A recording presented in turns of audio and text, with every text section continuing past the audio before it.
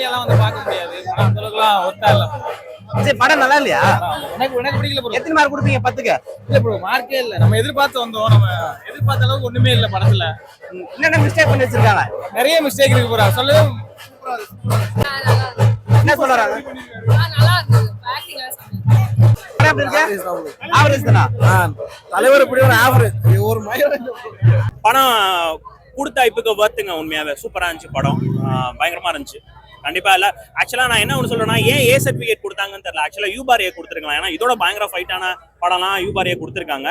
But of course இது அப் to censor board. அது நம்ம எதுவும் பட் கண்டிப்பா எல்லாரும் ஃபேமிலியோட வந்து பார்க்கலாம். ஒன்றும் அது ஏன் ஏ கொடுத்தாங்கன்னு தெரியல. பட் ஓகே ஓகே, சூப்பரா என்ன சொல்லுங்க? ஒருத்தரை கூட வேஸ்டா யூஸ் பண்ணல. எல்லாருமே எல்லாமே பக்காவா இருக்குது. அதெல்லாம் பெருசா கான்சென்ட்ரேட் பண்ணல. தலைவர் தான் நம்மளுக்கு ஃபுல்லா யூஸான ஸ்டோரி தானே, நல்லா இருக்கும்.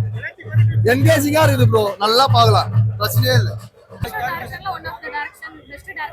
கண்டிப்பா சொல்லாங்க. அதாவதுங்க, அது வந்து சில பேர் தலைவருக்காக காம்ப்ரமைஸ் பண்ணுவாங்க. அவங்களோட டைரக்ஷனை வந்து கொஞ்சம் இறக்கி விட்டு கொஞ்சம் காம்ப்ரமைஸ் பண்ணுவாங்க. அதெல்லாம் லோகேஷ் பண்ணவே இல்லை.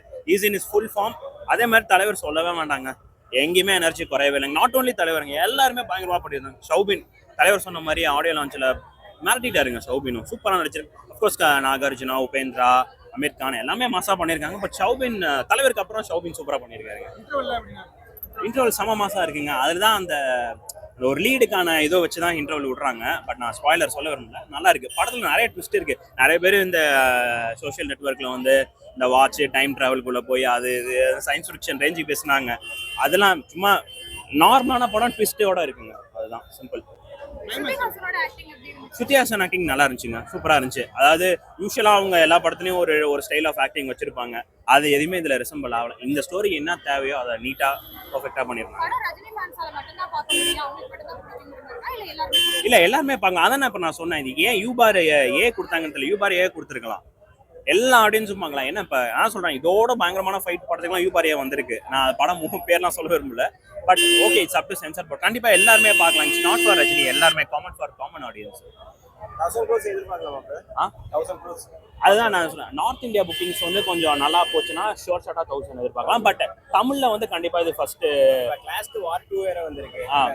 அதான் நீங்க இப்ப படிச்சுப்பீங்க. நேற்று நான் டைம்ஸ் ஆஃப் இந்தியால பார்த்தேன்.